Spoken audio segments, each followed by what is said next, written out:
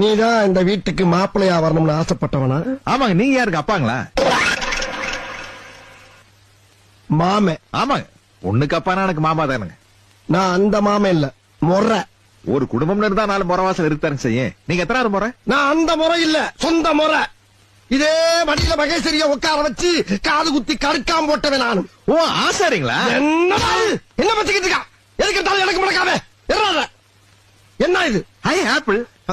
மாங்காயா? சரி மாங்கா. கரெக்ட். இது என்ன? அதான் சக்கரை.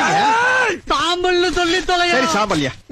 நீ பாக்க வந்தே அந்த பொண்ணு, ஆ. அந்த பொண்ணு விரும்பி விடாம திங்கிறது 2 தான். அப்படின்னா என்ன அர்த்தம்? முழுகாம இருக்கிறான்னு அர்த்தம். அது வெய்ய காலமா இருக்கிறதுனால கொஞ்சம் தண்ணி பஞ்சமா இருக்குங்க. நான் கல்யாணத்துக்கு அப்புறம் பெரிய ஸ்விம்மிங் பூல் கட்டி கொடுக்குறேன். அதுல குடும்பத்தோட குளிச்சு கும்மி அடிக்கிட்டு.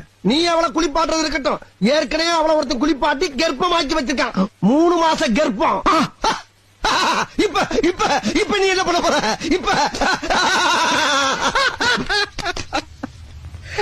ஐயோ ஐயோ ஐயோ அப்பா அப்பா என்ன விட ஓவரா சிரிக்கிற? ஏன் சிரிக்கிற? நான் வந்து வாழ்க்கையில் இந்த மாதிரி ஒரு பொண்ணை தாங்க தேடிக்கிறேன். ஆமாங்க.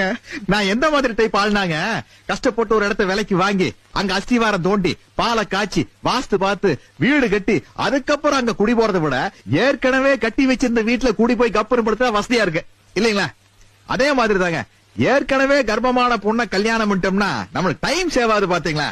Because basically I am சோம்பேறிங்க.